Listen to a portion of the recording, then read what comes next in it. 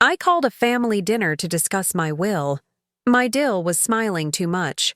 Suddenly, my grandson hugged me and whispered, "Grandma, Mommy put the diamond necklace in your purse to call the police."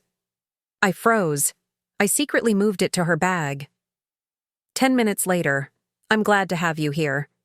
Follow my story until the end and comment the city you're watching from, so I can see how far my story has reached."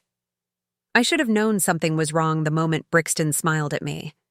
Not her usual tight-lipped, polite expression she reserved for family gatherings, but a genuine, almost excited smile that made my stomach twist with unease. In 8 years of marriage to my son Colin, I'd never seen her look at me like that, as if she was genuinely happy to see me. The dining room felt different that evening, too. The mahogany table I'd inherited from my mother gleamed under the crystal chandelier, set for 4 with my best china, the kind I only used for special occasions. Fresh white roses from my garden sat in the center, their sweet fragrance mixing with the scent of the roast beef I'd spent all afternoon preparing. Everything looked perfect, almost too perfect, like a stage set waiting for a performance. "Norma, you look absolutely radiant tonight," Brixton gushed as she kissed my cheek, her perfume heavy and cloying. She was wearing a new dress, something expensive in deep burgundy that probably cost more than I spent on groceries in a month. Her blonde hair was styled in loose waves, and her makeup was flawless, as if she'd just stepped out of a magazine. Colin followed behind her, looking tired from his architecture firm's latest project. At 36, he still had his father's gentle brown eyes, and that way of running his hand through his hair when he was stressed.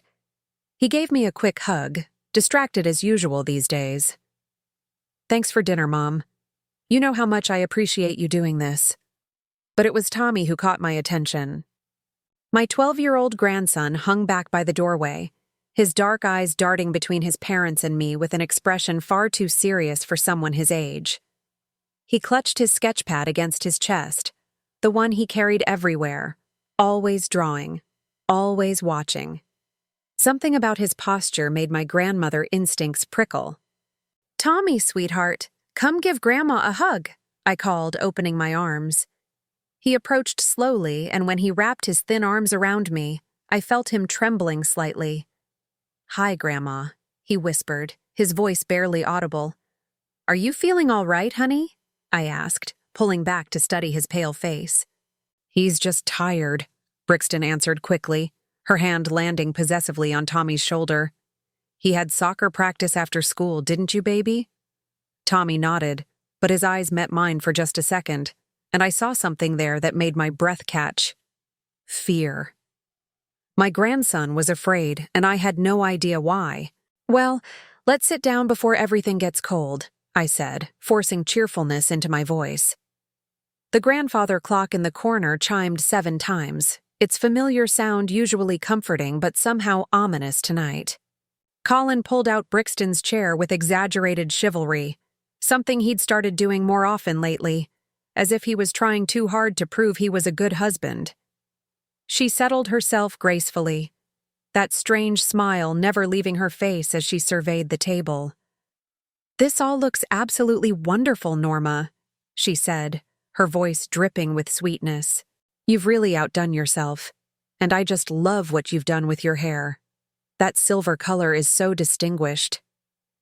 I touched my hair self-consciously. I'd stopped dyeing it brown 6 months ago, finally embracing the silver that came with being 63. Brixton had made several cutting remarks about it before, calling it giving up, and suggesting I maintain myself better. Tonight's compliment felt as genuine as a politician's campaign promise. "Thank you," I replied carefully, taking my seat at the head of the table. Tommy sat to my right, still clutching his sketchpad, while Colin and Brixton faced us from across the polished wood surface. As I began carving the roast, Brixton launched into animated chatter about her day shopping at the high-end boutiques downtown. She'd bought new curtains for their living room, spent $300 on a throw pillow she claimed was absolutely essential, and gotten her nails done at that expensive salon she frequented. The casual way she mentioned spending money that would cover my groceries for a month made me grip the carving knife a little tighter. And then I stopped by that little jewelry shop on 5th Street, she continued, her eyes gleaming. They had the most exquisite diamond necklace in the window. $15,000, but completely worth it. The craftsmanship was just incredible. My hand stilled on the carving knife.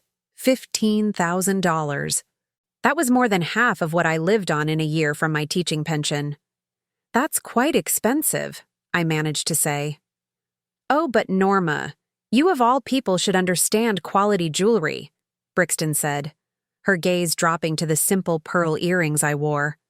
After all, you have that gorgeous diamond necklace your mother left you.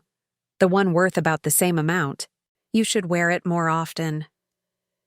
Something cold settled in my stomach. I rarely talked about my mother's necklace, kept it locked in my jewelry box upstairs.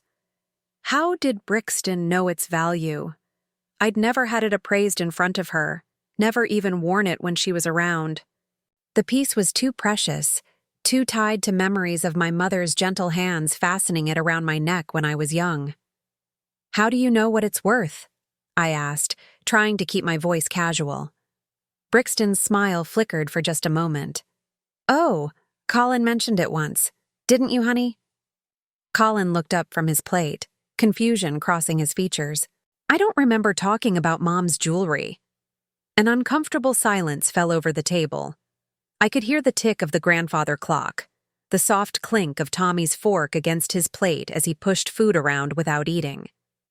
Something was definitely wrong, but I couldn't put my finger on what. Speaking of jewelry, Brixton said brightly, as if the awkward moment hadn't happened. Norma, I noticed you're not carrying your usual purse tonight. That lovely black leather one you always use.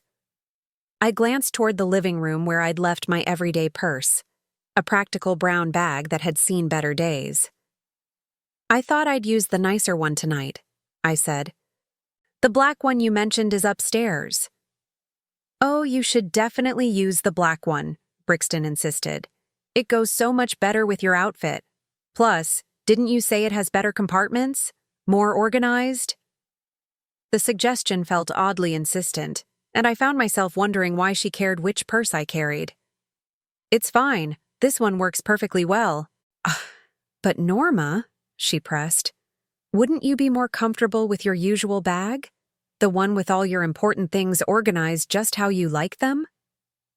Tommy's fork clattered against his plate, making us all look at him. His face had gone even paler, and his hands were shaking slightly. Can I be excused? He asked quietly. But you've barely eaten, Colin protested. I'm not really hungry. Nonsense, Brixton said, her voice sharp for the first time that evening. You need to finish your dinner. We're family, and families eat together. The way she said family made something twist in my chest. There was possessiveness in it, ownership, as if she was marking her territory. Tommy sank back into his chair, but I noticed he kept glancing at me with those worried eyes. Actually, I said, standing up, I think I will go get my other purse. Brixton's right, it is better organized. Oh, wonderful, Brixton beamed. I'll come help you find it. That's not necessary, I said quickly, but she was already rising from her chair. I insist. Besides, I'd love to see your bedroom again. You've redecorated since last time, haven't you? I hadn't redecorated in 3 years, not since my husband died and left me rattling around in this big house alone. But I didn't correct her. Instead, I headed for the stairs, acutely aware of Brixton following close behind me, her heels clicking against the hardwood floor. My bedroom felt smaller with her in it, her presence somehow filling all the available space. She wandered around, touching things, picking up the framed photo of my late husband and me on our 25th wedding anniversary. Such a lovely picture, she murmured. You two were so happy together. It must be lonely now, rattling around in this big house all by yourself. I found my black purse in the closet and turned to face her. I managed just fine. Oh, I'm sure you do. You're such a strong woman, Norma. So independent. Though at your age, it might be nice to have family closer. Have you ever thought about downsizing? Moving somewhere smaller, more manageable? The suggestion hit like a slap. Move out of the house my husband and I had shared for 30 years? The house where Colin had taken his first steps? Where we'd celebrated every Christmas and birthday? This is my home, Brixton. Of course it is, she said quickly, but I caught something calculating in her expression.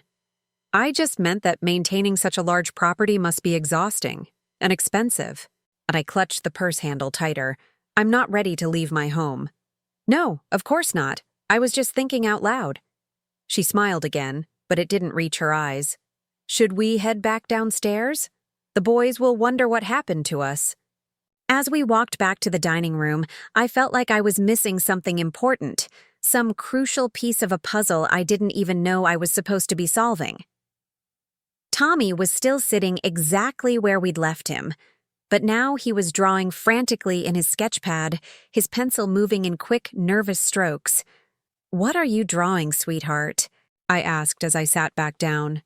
He looked up, his eyes wide and serious.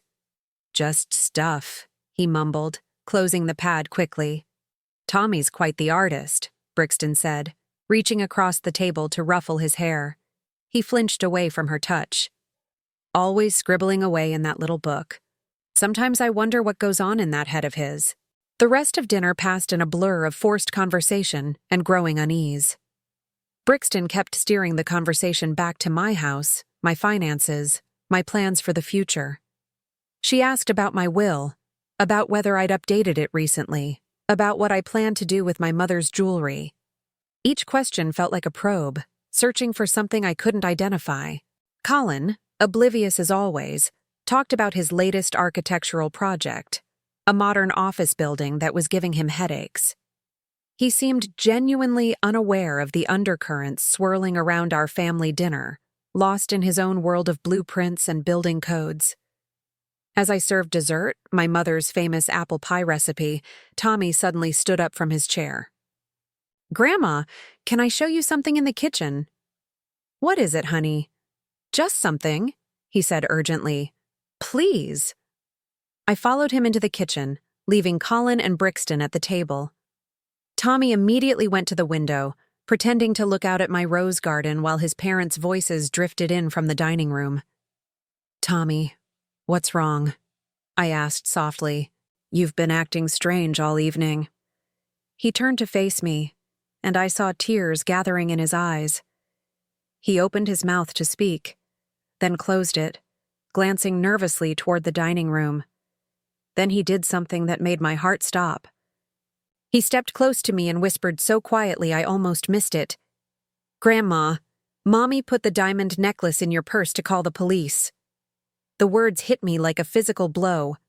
I stared at my grandson's frightened face, my mind struggling to process what he'd just said. "What?" "The diamond necklace," he whispered even more quietly. "Mommy took it from your jewelry box when you were downstairs. She put it in your black purse. She's going to say you stole it and call the police. I heard her talking on the phone." My legs suddenly felt weak, and I had to grip the kitchen counter to stay upright. My own daughter-in-law was trying to frame me. The necklace, my mother's precious necklace that I'd treasured for 30 years, was being used as a weapon against me. "Are you sure?" I whispered back. Tommy nodded, tears now flowing freely down his cheeks. "She said you were getting too old, and someone needed to make decisions for you. She said once you were arrested, Dad would have to take care of everything." The pieces of the evening suddenly fell into place with horrifying clarity. Brixton's strange behavior, her insistence on me using my black purse, her questions about my house and finances. She wasn't just trying to get me arrested. She was trying to make me look incompetent, senile, unfit to manage my own affairs. And if that happened, Colin would step in. Sweet, trusting Colin who believed everything his wife told him. He'd take over my finances, my decisions, my life. and Brixton would be pulling all the strings from behind the scenes. I looked down at my grandson's tear-stained face and felt something fierce and protective rise in my chest. This child had risked his mother's wrath to warn me, had been carrying this terrible secret all evening. How long had he been living with this fear? How many other schemes had he witnessed? "Thank you for telling me, Tommy," I whispered, pulling him into a gentle hug. "You were very brave." "What are we going to do, Grandma?" I held him for a moment longer, my mind racing. Then I pulled back and looked into his eyes with new determination. "We're going to turn the tables, sweetheart. Sometimes the best way to catch someone in a trap is to let them think it's working." My hands trembled as I reached into my black purse, feeling around until my fingers closed around something cold and hard. There it was, nestled between my wallet and reading glasses, my mother's diamond necklace. The weight of it in my palm felt heavier than usual, not because of the stones, but because of what it represented. Betrayal, calculated cruelty, a trap designed to destroy everything I'd worked for in my 63 years of life. Tommy watched me with those serious dark eyes as I carefully lifted the necklace from my purse. Even in the kitchen's soft light, the diamonds caught the gleam and threw tiny rainbows across the white cabinets. This piece had been in our family for 4 generations, passed from mother to daughter, each woman treasuring it as a symbol of love and continuity. Now it was being used as a weapon. "How did you find out?" I whispered to Tommy, keeping my voice low enough that Colin and Brixton wouldn't hear us from the dining room. "I was getting my art supplies from the hall closet," he whispered back, wiping his nose with the back of his hand. "I heard Mommy on the phone in your bedroom. She was talking to someone about how this would solve everything, how you'd finally be out of the way." Out of the way. The words hit me like ice water. I wasn't just an obstacle to Brixton. I was something to be removed entirely. I thought about all the little comments over the years, the suggestions that I was getting forgetful, that I shouldn't be living alone in such a big house, that I needed help managing my affairs. She'd been building a case against me for years, gathering ammunition for this moment. "Did she see you listening?" I asked. "No, I was really quiet. But Grandma, she said other things too." Tommy's voice broke slightly. "She said once the police arrested you, she'd make sure you went somewhere where you couldn't cause any more trouble. She said Dad would sign the papers because he'd think it was best for you." My blood ran cold. She wasn't just planning to have me arrested. She was planning to have me committed, declared incompetent, locked away somewhere while she and Colin took over my house, my money, my life. And knowing my son's trusting nature, he'd probably believe it was all for my own good. I wrapped my arm around Tommy's thin shoulders, feeling the tremor that ran through his small frame. This child had been living with this knowledge, carrying this terrible secret. How many nights had he lain awake worrying about what would happen to his grandmother? How many times had he wanted to tell someone but been too afraid? "You've been so brave, sweetheart," I murmured. "But now we need to be smart, too." From the dining room, I could hear Brixton's laugh, bright and artificial. She was probably checking her phone, waiting for whatever signal would bring her plan into motion. The police wouldn't just show up randomly. Someone would have to call them. Someone would have to report a theft. I looked down at the necklace in my hand, then at my grandson's worried face. An idea began forming in my mind, risky, but potentially brilliant. If Brixton wanted to play games, I'd show her what happened when you underestimated a retired schoolteacher who'd dealt with manipulative teenagers for 30 years. "Tommy, I need you to go back to the table and act normal," I said quietly. "Can you do that for Grandma?" He nodded, though his eyes were still wide with fear. "What are you going to do?" Something your mommy won't expect." I gave him what I hoped was a reassuring smile. "Trust me, okay?" After Tommy returned to the dining room, I stood in my kitchen for a moment, gathering my courage. The familiar space felt different now, charged with new purpose. The blue ceramic tiles my husband had installed 20 years ago, the white cabinets I'd painted myself, the window overlooking the rose garden we'd planted together. All of it suddenly felt precious in a way it hadn't before. This was my home, my sanctuary, and I'd be damned if I'd let someone take it from me without a fight. I slipped the necklace into my cardigan pocket and walked back to join my family. Brixton looked up as I entered, her smile so bright it could have powered the chandelier. "There you are," she said. "We were just wondering what happened to you two." "Tommy was showing me his latest drawing," I replied smoothly, settling back into my chair. "He's getting quite talented." "Oh, he certainly is," Brixton agreed, but her eyes were on my purse, now sitting beside my chair.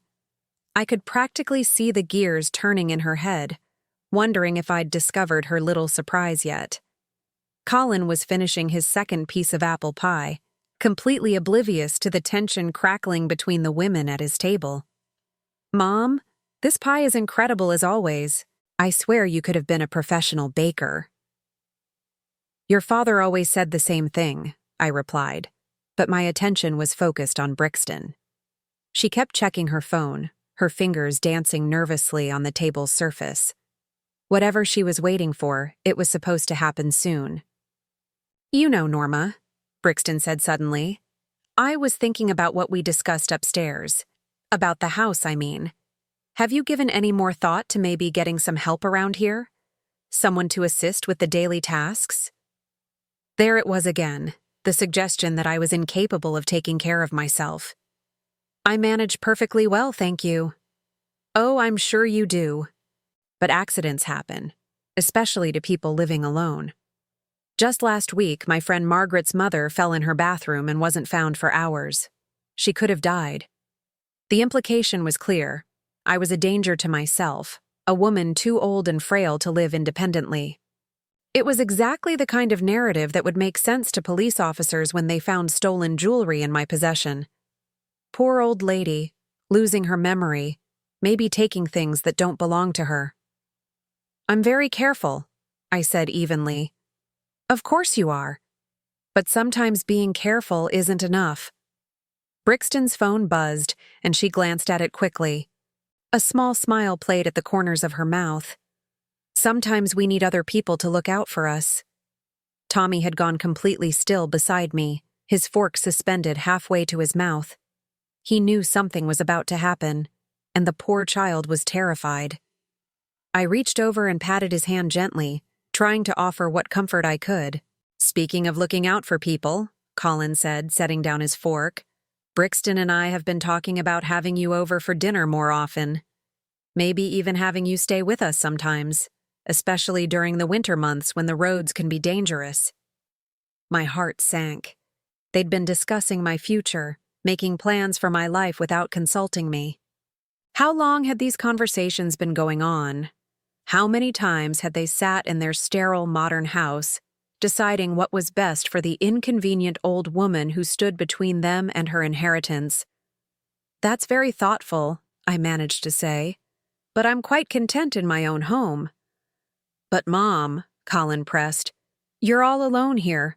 What if something happened? What if you fell or had a medical emergency? It would be hours before anyone found you." The concern in his voice was genuine, which made it worse. Brixton had been working on him for months, maybe years, planting seeds of worry about my safety and well-being. She'd probably started small, mentioning times when I seemed forgetful or confused, pointing out how isolated I was in this big house. My trusting son had absorbed every suggestion, never realizing he was being manipulated. "Colin, I appreciate your concern, but I'm perfectly capable of living independently." "Are you?" Brixton asked softly. "Because lately, you've seemed a bit scattered. Remember last month when you called Colin 3 times about the same doctor's appointment? Or when you forgot you'd invited us for dinner and we showed up to find you hadn't prepared anything?" I stared at her, my mouth falling open. Both of those incidents had happened, but not the way she was describing them. I'd called Colin about the doctor's appointment because the office had changed the time twice, and I'd wanted to make sure he knew about the changes since he was supposed to drive me. The dinner incident had happened because Brixton had called to change the date, and I'd gotten confused about which Sunday she meant. But the way she told it, I sounded like someone losing her grip on reality. "That's not exactly what happened," I began. But Colin was already nodding, his face creased with worry. "She's right, Mom. I've been concerned too, but I didn't want to say anything." My heart broke a little. My own son, the boy I'd raised with such love and care, was sitting here discussing my mental competence based on his wife's lies. Brixton had been setting this up for months, creating a narrative of decline that would justify whatever action she decided to take.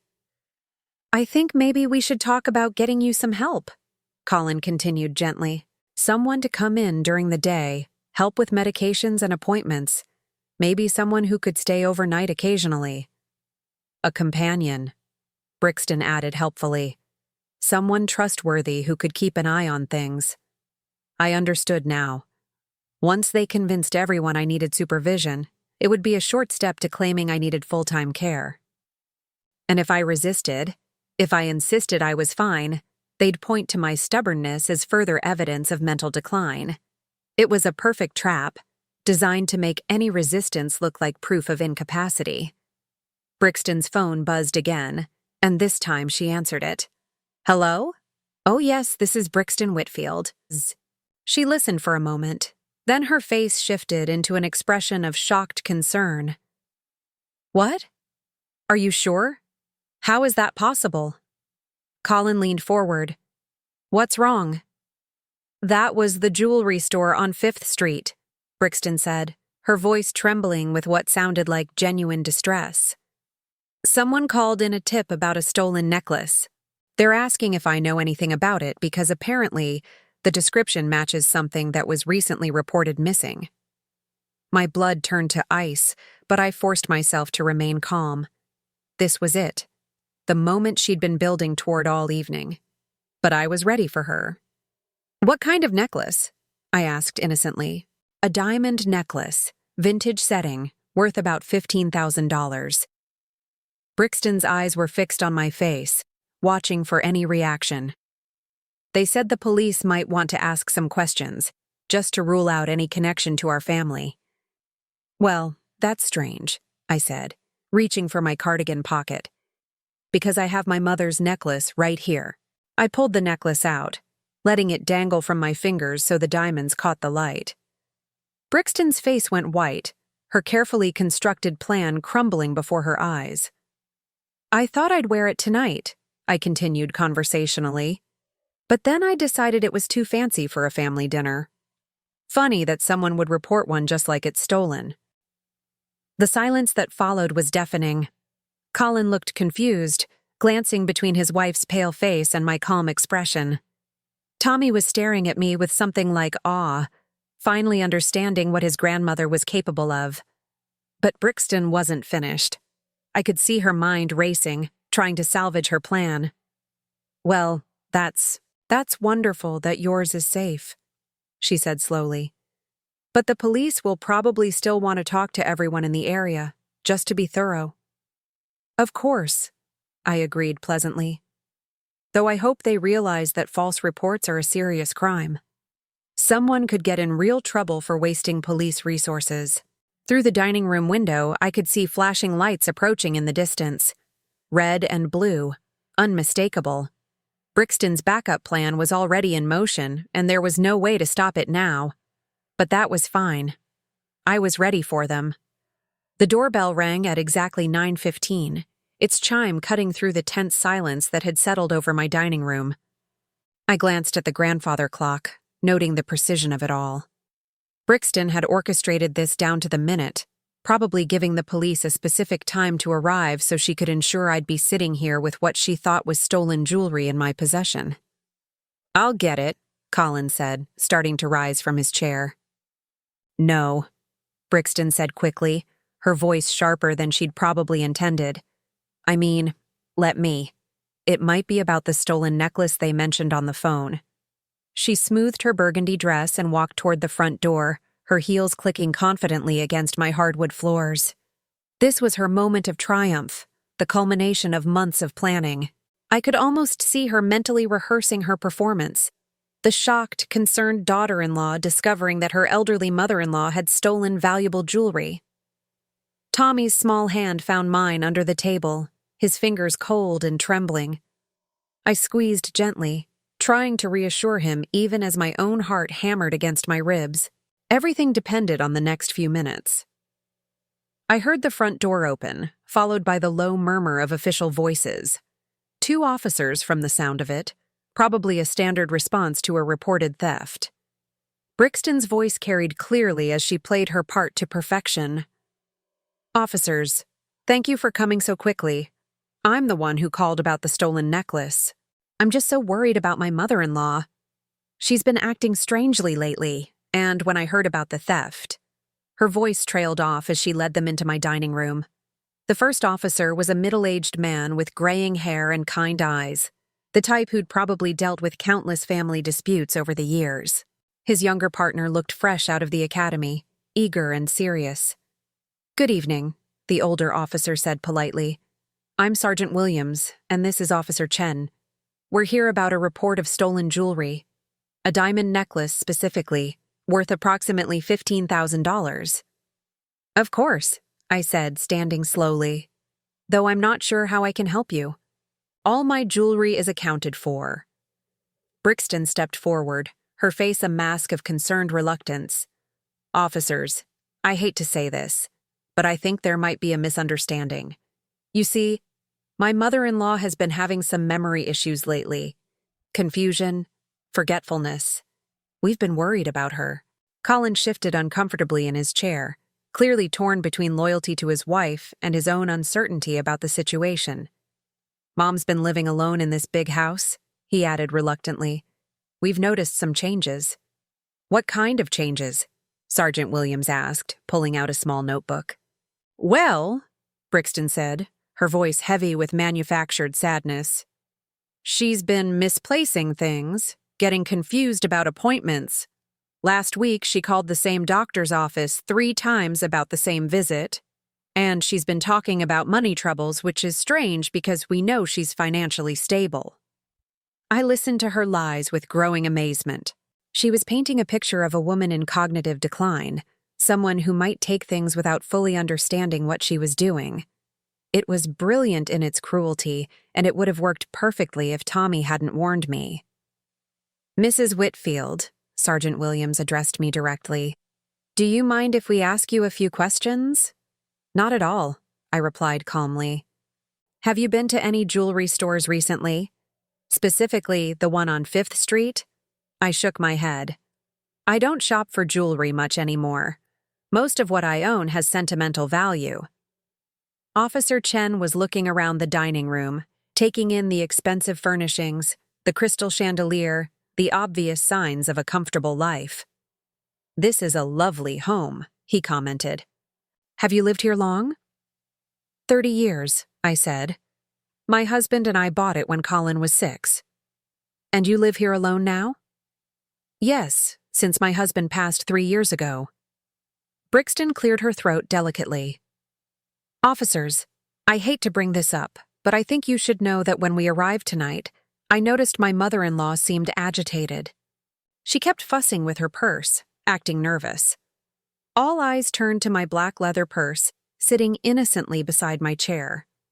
Brixton's expression was one of pained regret, as if she was being forced to betray a loved one for their own good.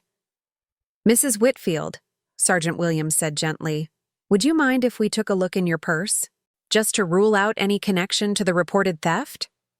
"Of course not," I said, reaching for the bag. "Though I should mention I did change purses this evening.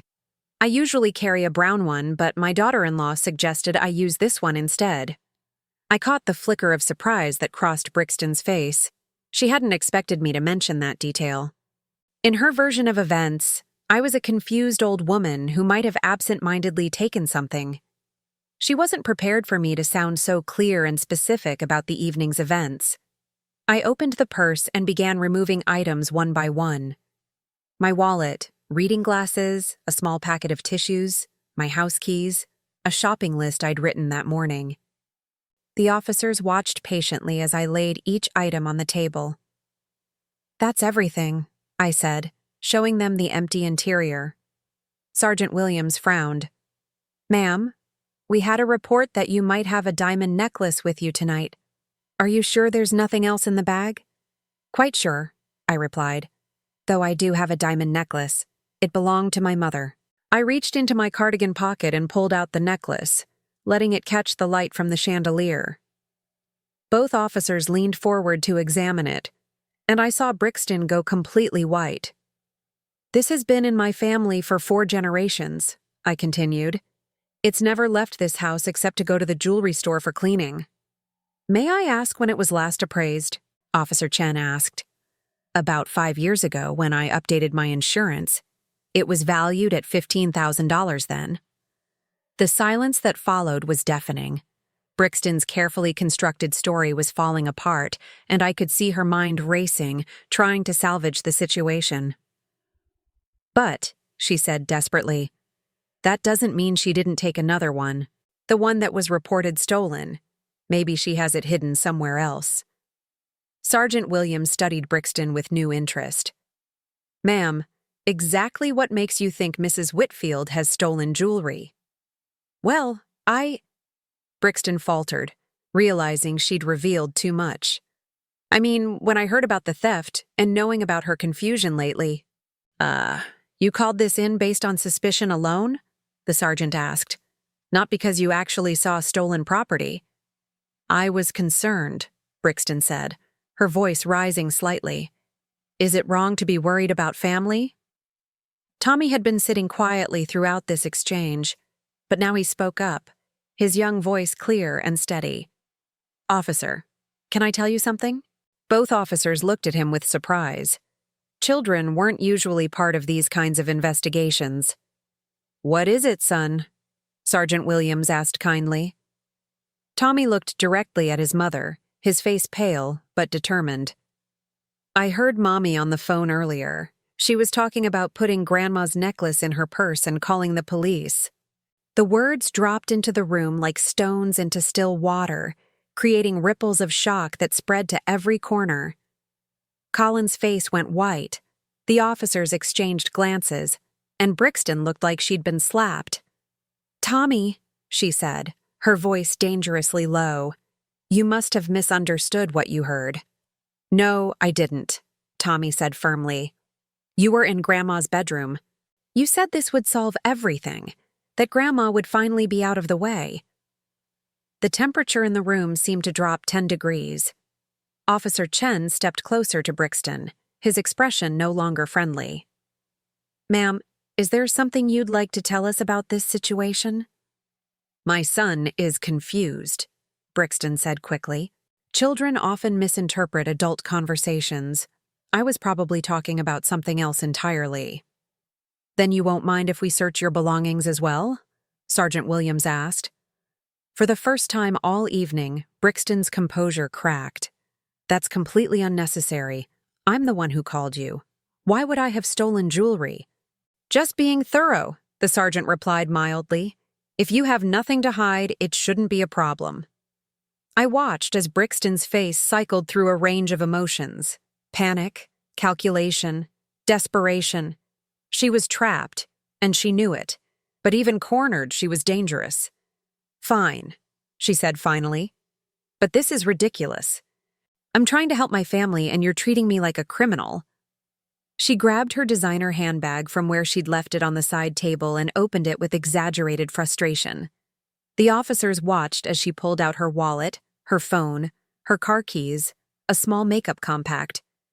And then, nestled at the bottom of the bag, something that caught the light and threw tiny rainbows across the wall. A diamond necklace, identical to the one I held in my hands. The silence was absolute. Even the grandfather clock seemed to have stopped ticking. Officer Chen reached for his handcuffs. "Ma'am, I think we need to have a longer conversation." Brixton stared at the necklace as if it were a snake that had materialized in her bag. "I don't understand. That's not mine. Someone must have put it there. Who? Sergeant Williams asked. You've had the bag with you all evening. Brixton's eyes darted around the room, landing on me with pure hatred. She did it. Somehow she put it in my bag. She's trying to frame me. Colin finally found his voice. Brixton, what the hell is going on? But his wife was beyond rational explanation now. The mask she'd worn for 8 years had finally slipped, revealing the calculating predator underneath. You want to know what's going on? She snarled, her voice nothing like the sweet tone she'd used all evening. I'm tired of pretending to care about your pathetic mother. I'm tired of waiting for her to die so we can get what's rightfully ours. This house, her money, everything she's hoarding while we struggle to pay our mortgage. Colin recoiled as if she'd struck him. We're not struggling. I make good money. Good money? Brixton laughed bitterly. Your mother sits on $800,000 in real estate and $200,000 in savings while I have to budget for groceries. Do you know how humiliating that is? Do you know what it's like to pretend to love someone who's standing in the way of the life you deserve? The truth poured out of her like poison from a broken bottle. Years of resentment, greed, and manipulation, all laid bare in my dining room while my grandson watched his mother reveal herself as a monster. I've been planning this for months, she continued, past the point of caring about consequences. Setting up the narrative about her mental decline, making sure everyone would believe she was incompetent. One arrest for theft, and we could have had her declared unfit. I could have had power of attorney within 6 months. She looked at Tommy with something approaching disgust. But my own son had to ruin it. My own child chose his grandmother over his mother.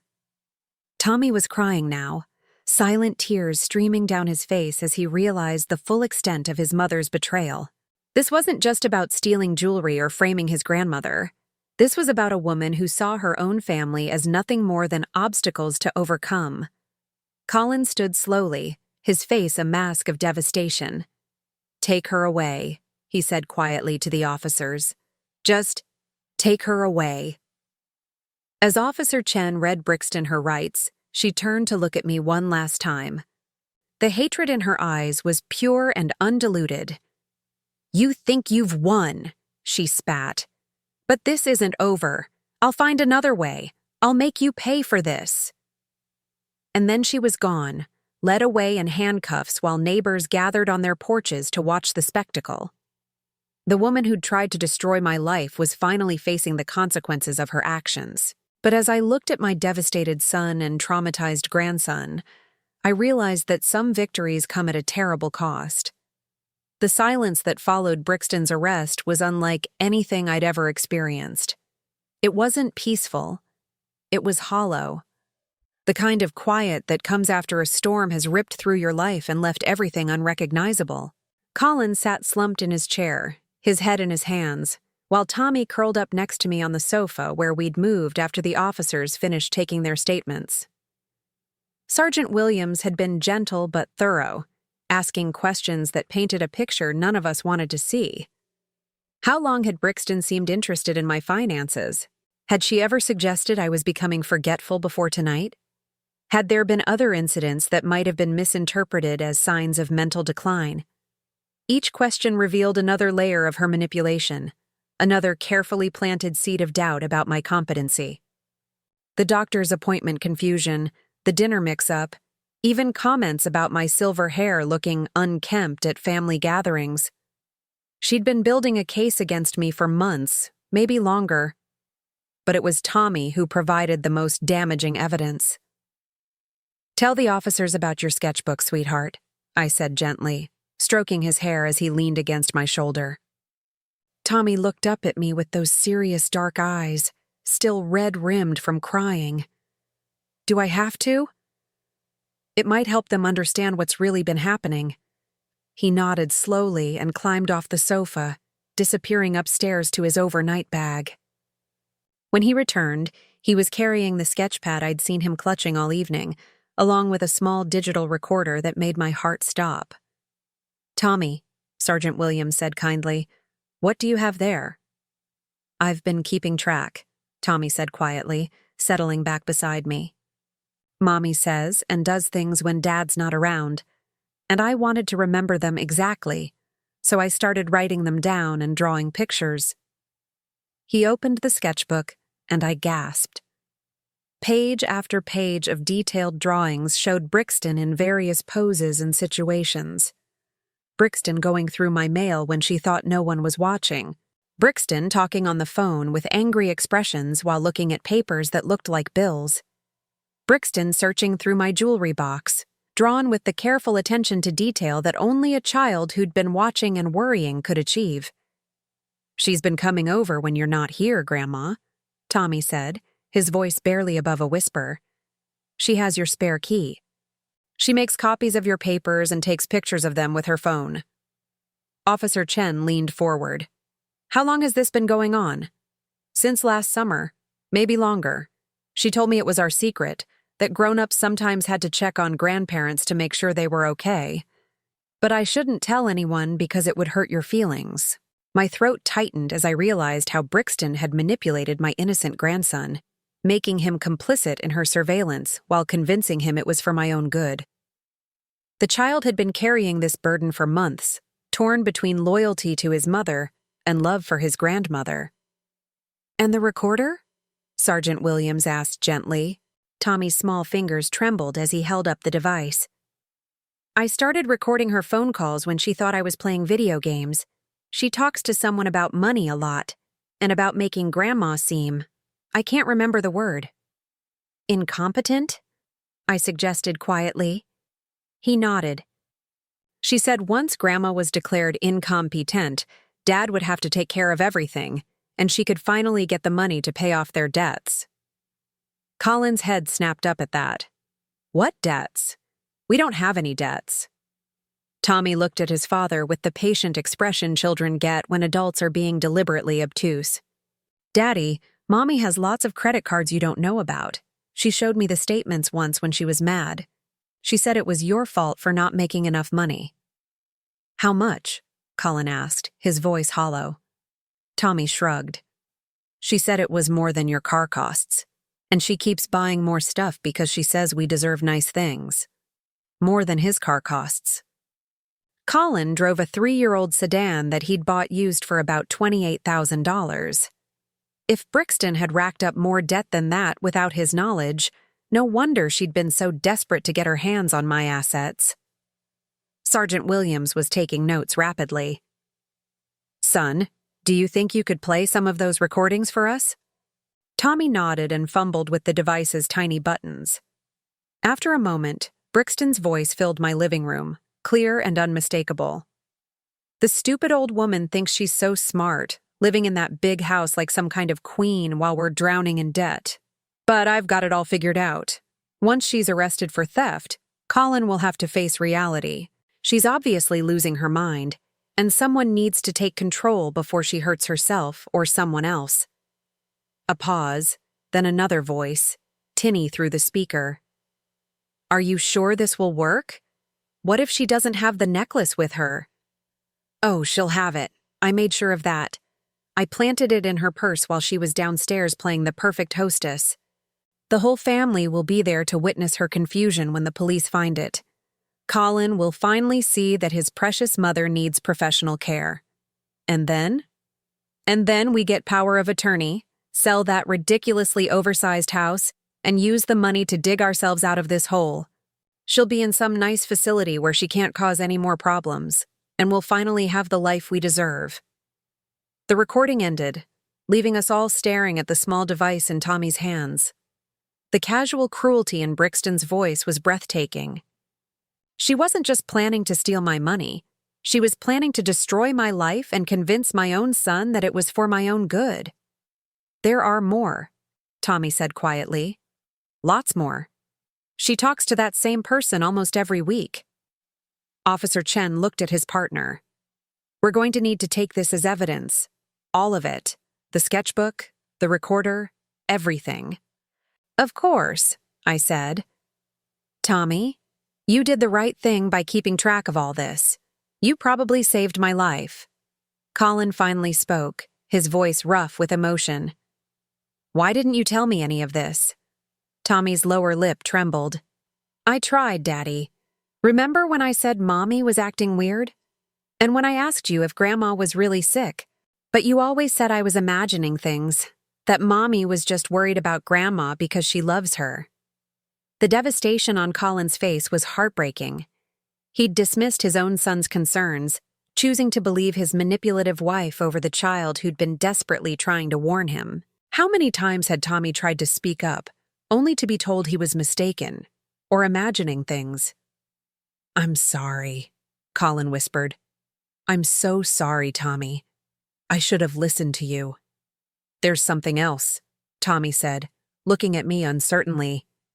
"Mommy has been putting stuff in your food sometimes, when you're not looking. Little white pills that she crushes up." And the blood drained from my face.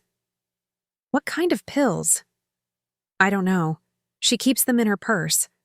But after you eat the food with the crushed pills, you always seem really tired and confused.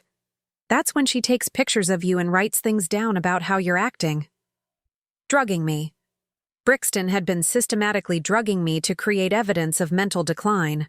No wonder I'd felt foggy and disoriented after some of our family dinners. No wonder I'd sometimes forgotten conversations or felt unusually tired. She'd been poisoning me, then documenting the effects as proof of my failing mental state. Sergeant Williams looked grim. "Mrs. Whitfield, have you noticed any patterns to when you felt confused or forgetful?" I thought back over the past few months, connecting dots I'd never seen before. Usually after family dinners, or when Brixton brought me food when I was recovering from that fall last spring. "You fell?" Officer Chen asked. "Down my front steps. I thought I'd just missed my footing, but..." I stopped, a horrible suspicion forming. Brixton was with me that day. She'd come to bring me some soup. The picture was becoming clearer and more horrifying by the minute. How many of my recent problems could be traced back to Brixton's interference? The fall that had left me with a sprained wrist and bruised ribs might not have been an accident at all. "We're going to need to get you to a hospital for blood tests," Sergeant Williams said. "If she's been drugging you regularly, there might still be traces in your system." "Will that help convict her?" Colin asked, his voice hard in a way I'd never heard before. "Combined with the recordings and the theft charge, it should be enough to put her away for a long time. Elder abuse, fraud, theft, possibly attempted kidnapping if her plan to have Mrs. Whitfield committed had succeeded. She's looking at serious prison time." Tommy tugged on my sleeve. "Grandma, there's one more thing." "What is it, sweetheart?" "Mommy has a folder at home. It's hidden in her closet behind the shoe boxes. It has papers about nursing homes and places for old people who can't take care of themselves anymore. She's been visiting them and taking notes." The final piece of the puzzle clicked into place. Brixton hadn't just been planning to have me declared incompetent. She'd been shopping for the facility where she'd warehouse me once she gained control of my life. She'd probably already chosen the place, maybe even made preliminary arrangements.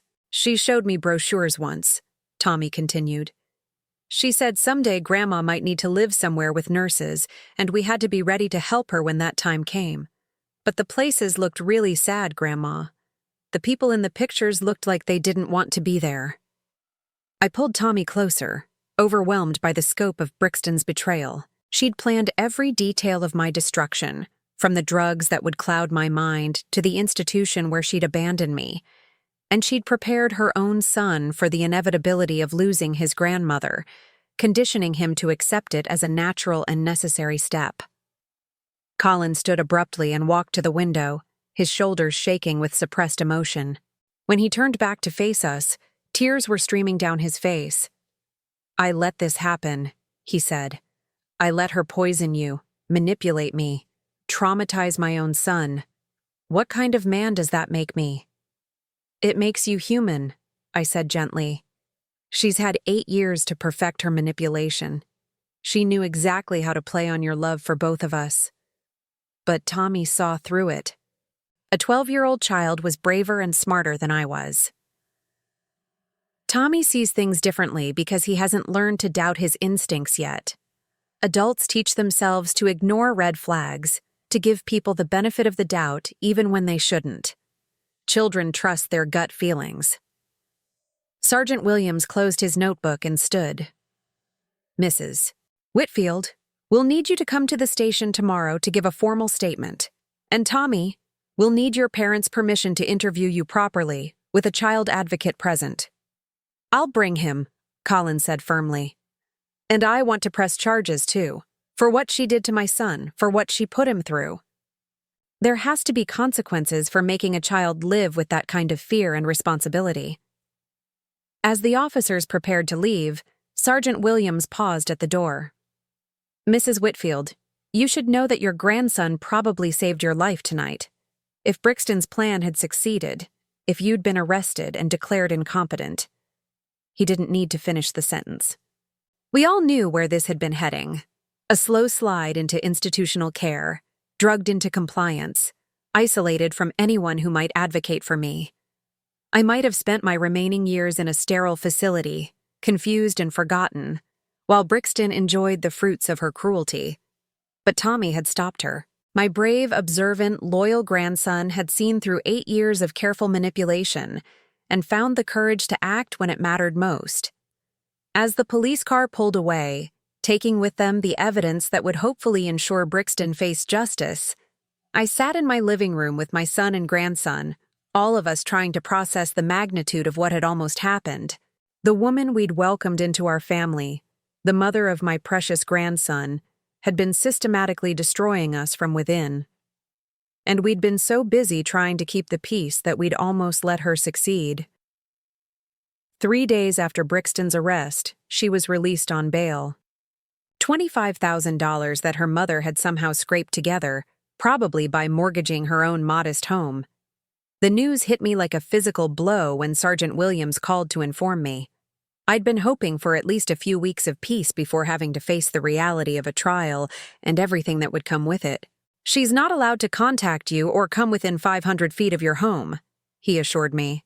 But, Mrs. Whitfield, you need to be careful. People facing serious charges sometimes make desperate choices. I understood what he wasn't saying directly. Brixton had nothing left to lose now. Her marriage was over, her reputation destroyed, her future hanging by a thread. Desperate people were dangerous people. Colin had moved back into my house temporarily with Tommy, unable to bear staying in the home he'd shared with a woman he was realizing he'd never really known. The boy was sleeping better now, finally safe from his mother's manipulation, but Colin was a wreck. He barely ate, spent hours staring out windows, and jumped every time the phone rang. I keep thinking about all the signs I missed, he said on Thursday morning, sitting at my kitchen table while I made breakfast. He'd lost weight in just 3 days, his clothes hanging loose on his frame. Remember when she insisted on doing your grocery shopping that time you had the flu? Or when she volunteered to organize your medications? I flipped pancakes with steady hands, but my stomach churned as I thought about those incidents with new clarity. She was looking for opportunities to drug me, I said quietly, testing different methods to see what worked best. And I thanked her for being so helpful. Colin's voice was thick with self-loathing. I actually thanked her for slowly poisoning my own mother. Tommy appeared in the doorway, hair rumpled from sleep, carrying his ever-present sketch pad. Since Monday night, he'd barely let it out of his sight, as if it were a security blanket. Is Mommy going to come back? He asked, the question he'd been asking every morning since she'd been taken away in handcuffs. No, sweetheart, I said firmly. She's not allowed to come here anymore. Good, he said simply, climbing onto his usual chair. I don't want her to hurt you anymore, Grandma. It broke my heart that a 12-year-old child felt relief about his mother being gone, but I couldn't argue with his reasoning. Brixton had hurt all of us, but Tommy had borne the unique burden of seeing her true nature while being powerless to stop her. The phone rang at exactly 9:30, interrupting our quiet breakfast. I glanced at the caller ID and felt my blood run cold. It was Colin's number, the landline at his house. "Don't answer it," Colin said quickly, but I was already reaching for the receiver. "Norma." Brixton's voice was different now, stripped of all pretense of sweetness. It was cold, calculating, and utterly venomous. "I think it's time we had a real conversation." "You're not supposed to contact me," I said, my hand trembling slightly as I gripped the phone. "I'm calling from my own home. Technically, I'm calling Colin. You just happened to answer." I could hear the smirk in her voice. "Besides, what are they going to do? Arrest me again? I'm already facing 10 years in prison thanks to you." Colin was gesturing frantically for me to hang up, but something made me stay on the line. Maybe I needed to hear what she really thought, now that all pretense was gone. "What do you want, Brixton?" "I want you to know that you haven't won anything. You think you're so clever, turning my own son against me, making me look like some kind of monster. But let me tell you what's really going to happen." Her voice was getting louder, more unhinged. In the background, I could hear things being thrown, the sound of breaking glass. "I'm going to take Tommy. My mother has friends in other states, people who won't ask too many questions. By the time Colin figures out what's happened, we'll be long gone. And you pathetic old witch, will spend the rest of your miserable life knowing you destroyed a child's relationship with his mother." Tommy had gone white, understanding enough to realize his mother was threatening to kidnap him. Colin grabbed the phone from my hands. "Brixton, if you touch my son, I will hunt you down myself," he said, his voice deadly quiet. "Your son?" She laughed, the sound sharp and brittle. "He was never your son, Colin. He was my insurance policy. My guarantee that no matter what happened, I'd have something valuable to bargain with. And now you've forced me to cash it in." The line went dead. Colin was already dialing 911 while I pulled Tommy close to me, feeling his small body shake with fear. Through the kitchen window, I could see neighbors going about their normal Thursday morning routines, completely unaware that a madwoman was somewhere in the city, planning to destroy what was left of our family. The police arrived within minutes, but it was too late. By the time they reached Colin's house, Brixton was gone. The place was trashed, furniture overturned, family photos smashed on the floor.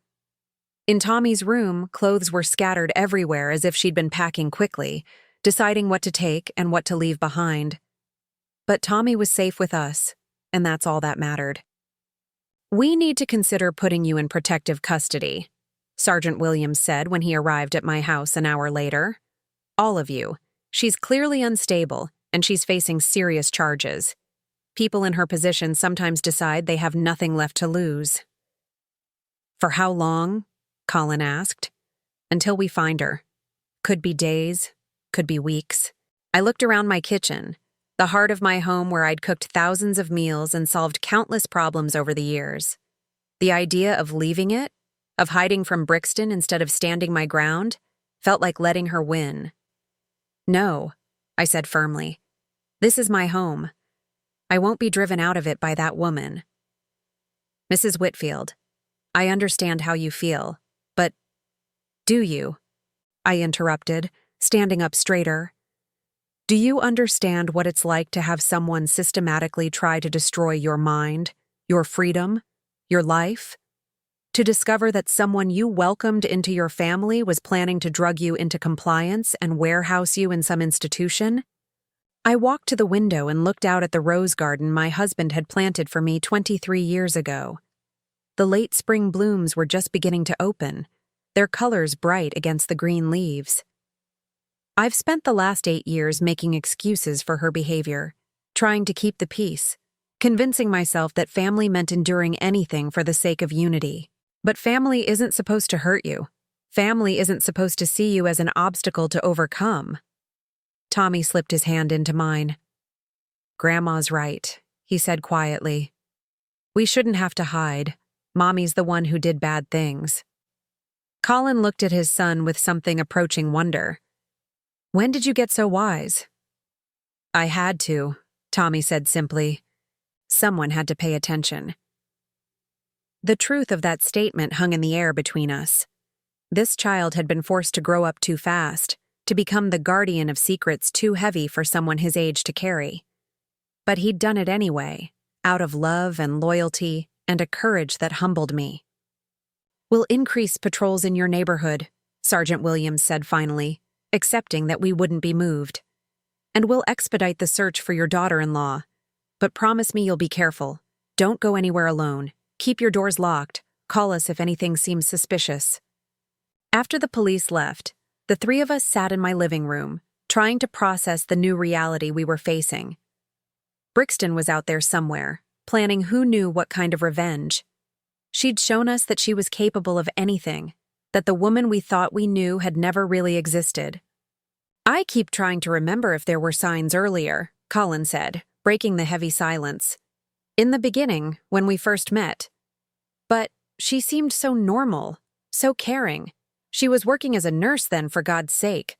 I thought that meant she was naturally nurturing." "She was good at pretending," Tommy said matter-of-factly. "But sometimes when she thought no one was looking, her face would get mean, really mean. Like when you wouldn't buy her something she wanted, or when Grandma would talk about her own mother. She hated hearing about happy families." I thought about that, about the few times I'd caught glimpses of something cold in Brixton's expression. I'd always dismissed it as stress or fatigue, never imagining it might be her true self bleeding through her carefully constructed mask. "Do you think she ever loved any of us?" Colin asked, his voice small and wounded. It was Tommy who answered, with the brutal honesty that only children possess. "I don't think she knows how." As night fell, we settled into an uneasy routine. Colin and Tommy took the guest room, while I tried to sleep in my own bed. But every creak of the old house, every rustle of leaves outside my window, made me sit up alert and listening. Around midnight, my phone rang. "I'm watching the house," Brixton's voice whispered when I answered. "I can see Tommy's silhouette in the upstairs window. Such a sweet boy. It would be a shame if something happened to him." This time I hung up immediately and called the police. But when they searched the area, they found nothing. No sign of Brixton, no evidence she'd been anywhere near my property. "She could be calling from anywhere," Officer Chen explained. "These days, you can make your number appear to be calling from any location. She might not even be in the state." But I knew better. I could feel her out there, circling like a predator waiting for the right moment to strike. The woman who'd spent 8 years infiltrating our family, learning our habits and weaknesses, wasn't going to give up easily. As I finally drifted off to sleep near dawn, I couldn't shake the feeling that our real ordeal was just beginning. 6 months later, I stood in the courthouse parking lot watching Brixton being led away in shackles. The judge had sentenced her to 12 years in prison for elder abuse, attempted fraud, theft, and harassment. Her bail had been revoked after she'd violated the restraining order 3 more times, and she'd spent the last 4 months in jail awaiting trial. The woman in the orange jumpsuit bore little resemblance to the polished, manipulative creature who'd sat at my dinner table planning my destruction. Prison had stripped away her designer clothes, her perfect makeup, her carefully styled hair. What remained was harsh and desperate, all sharp edges and barely contained rage. As the transport van pulled away, Tommy slipped his hand into mine. At 13 now, he was taller, more confident, but he still carried his sketch pad everywhere. During the trial, his testimony had been devastating in its quiet honesty. Even the defense attorney had seemed uncomfortable cross-examining a child who spoke with such clear-eyed understanding of his mother's cruelty. "Is it really over now, Grandma?" he asked. "Yes, sweetheart. It's really over." Colin wrapped his arm around both of us. The divorce had been finalized 3 months ago, and he was slowly rebuilding his life. He'd started therapy to work through the guilt and trauma of being manipulated for so many years. Some days were harder than others, but he was healing. "Mom," he said quietly, "I owe you an apology I'll probably never finish paying." "Colin, we've talked about this. You don't owe me anything." "I do, though. I brought that woman into our family. I chose her over you and Tommy again and again. I almost let her destroy you."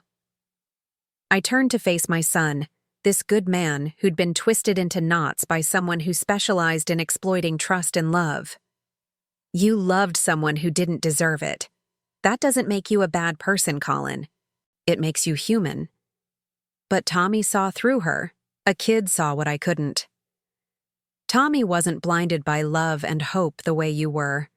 Adults want to believe the best about people they care about. Children trust their instincts. We walked slowly toward our car, none of us in a hurry to leave this moment behind. The trial had been brutal, dredging up every painful detail of Brixton's manipulation and abuse, but it had also brought us closer together, forced us to confront truths we'd been avoiding for years. "You know what I keep thinking about?" Tommy said as we settled into our seats. "All those times she told me I was being dramatic when I said something felt wrong. She made me think I was crazy for seeing what I was seeing." "That's called gaslighting," Colin said. "It's a form of psychological abuse. She did it to all of us." "But not anymore," I said firmly. "Never again." The drive home was peaceful, the first truly relaxed car ride we'd shared as a family in years. The weight that had been pressing on all of us since that terrible dinner 6 months ago had finally lifted. Tommy actually laughed at something on the radio, a sound so pure and joyful it brought tears to my eyes. Back at my house, our house now since Colin and Tommy had never moved back to their old place, we found something waiting on the front porch, a large envelope with my name written in elegant script. "What is it?"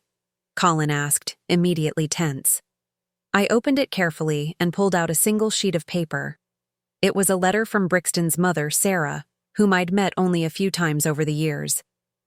"Dear Norma, I know I'm probably the last person you want to hear from right now, but I needed to write to you before I lose my nerve. I've spent the last 6 months trying to understand how my daughter became the person she is, and I keep coming back to one terrible conclusion. I failed her, and in failing her, I failed your family too. I knew Brixton was struggling with money. She'd been coming to me for help for years, always with stories about how Colin wasn't providing enough, how you were hoarding wealth that should be shared with family. I gave her money, made excuses for her spending, enabled her sense of entitlement. I thought I was being a supportive mother. I had no idea she was drugging you. I had no idea about the depth of her manipulation and cruelty. When the police told me what she'd done, what she'd planned to do, I couldn't sleep for weeks.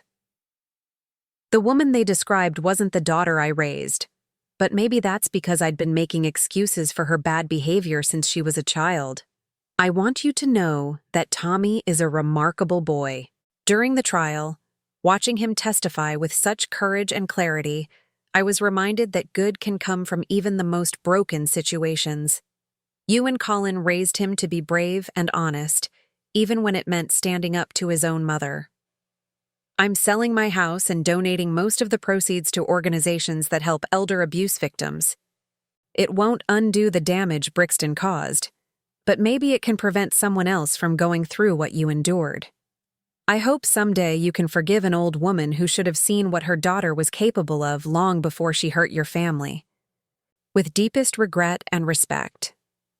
Sarah Mitchell. I folded the letter carefully and looked at my son and grandson, both watching me with concerned expressions. "What does it say?" Colin asked. I handed him the letter and watched his face change as he read. When he finished, he was quiet for a long moment. "She's not responsible for what Brixton did," he said finally. "No, but I understand why she feels like she is. When someone you love hurts other people, you can't help wondering if you could have prevented it somehow." Tommy had been listening intently. "Do you think Brixton always knew she was mean? Or do you think she convinced herself she was doing good things?" It was such a perceptive question, the kind that cut straight to the heart of human nature. I thought about it carefully before answering. I think she started by convincing herself that what she wanted was reasonable, that we owed her something because life hadn't given her everything she thought she deserved. But somewhere along the way, she crossed a line from wanting things to being willing to destroy people to get them. And she couldn't come back from that? Some people can. Some people recognize when they've gone too far and find ways to make amends. But Brixton, I think she was too proud and too angry to admit she was wrong, so she kept going deeper into the lie until it became her reality. We spent the evening quietly, ordering pizza and watching old movies on television. Normal, peaceful, boring family activities that felt like luxuries after months of court hearings and police interviews and the constant stress of looking over our shoulders.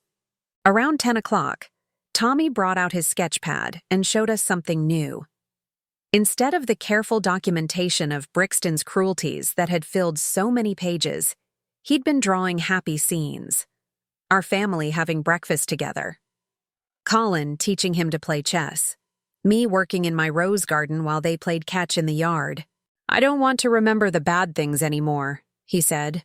"I want to fill up my book with good things instead." "That sounds like a wonderful plan," I said, hugging him close. Later, after Tommy had gone to bed, Colin and I sat on the front porch listening to the night sounds of the neighborhood. It was something we'd started doing during the trial, these quiet conversations that helped us process everything we'd been through. "Do you think we'll ever feel completely safe again?" he asked. "I think we'll feel different. More careful, maybe, but also stronger. We survived something that could have destroyed us, and we did it by sticking together." "Tommy saved us all," Colin said softly. "If he hadn't been brave enough to speak up." But he was, and that's because despite everything Brixton put him through, he never stopped believing that truth mattered more than keeping peace. A year later, I was working in my rose garden when I heard the familiar sound of Tommy's bicycle in the driveway. He was 14 now, growing into his father's height and developing his grandfather's gentle nature. The sketchpad had been replaced by a camera, and he'd discovered a talent for photography that amazed his teachers. "How was school?" I asked as he joined me among the flowers. "Good. I got my photos back from the darkroom." He pulled out a collection of black and white prints, images of ordinary life transformed into art through his patient eye. "Mr. Henderson thinks I should enter the state competition." I studied the photographs, seeing our neighborhood, our family, our daily life through Tommy's perspective. There was beauty in every frame, hope in every composition. This was how he chose to see the world now, not as a dangerous place full of hidden threats, but as a canvas full of light and possibility. "These are extraordinary, Tommy. You have real talent." "I get it from you," he said, settling beside me on the garden bench. "The seeing part, I mean. You taught me to pay attention to what's really happening, not just what people want you to see." Colin appeared from the house, home from work, and looking genuinely happy for the first time in years. He'd been promoted to senior partner at his firm, and he'd started dating a kind woman named Lisa, who understood that he came with a teenage son and a mother-in-law who'd always be part of the package. "Perfect timing," I said as he joined us. "Tommy just showed me his latest photographs." Colin studied the prints with the careful attention he gave to architectural blueprints. "These are incredible, son. You've got an artist's eye." "Want to see my favorite one?" Tommy asked, pulling out a photo I hadn't noticed before. It was a picture of our kitchen table, taken during one of our Sunday morning breakfasts. Sunlight streamed through the window, illuminating 3 coffee cups, a plate of my homemade biscuits, and our hands as we reached for jam and butter. It was simple and ordinary and absolutely beautiful. "That's us," Tommy said unnecessarily. "That's our real family." I looked at this remarkable young man, this child who'd saved us all through courage and honesty, and felt my heart fill with gratitude. Brixton had tried to destroy our family, but instead she'd shown us what we really meant to each other. We'd lost the illusion of easy happiness, but we'd gained something more valuable. The knowledge that we could survive anything as long as we faced it together. And in the end, that truth was worth more than all of Brixton's lies combined. The woman who'd tried to steal my life had lost everything. But we had gained something precious: the unshakable certainty that love, when it's real, is stronger than manipulation, and truth, even when it's painful, is always worth fighting for. As the three of us sat in my garden, surrounded by flowers that had survived every season and grown more beautiful with each passing year, I realized that some victories aren't about defeating your enemies. Sometimes they're simply about refusing to let hatred take root in the soil of your heart. And that, I thought as I watched my son and grandson laugh together in the golden afternoon light, was the greatest triumph of all. Now I'm curious about you who listened to my story. What would you do if you were in my place? Have you ever been through something similar? Comment below. And meanwhile, I'm leaving on the final screen 2 other stories that are channel favorites, and they will definitely surprise you. Thank you for watching until here.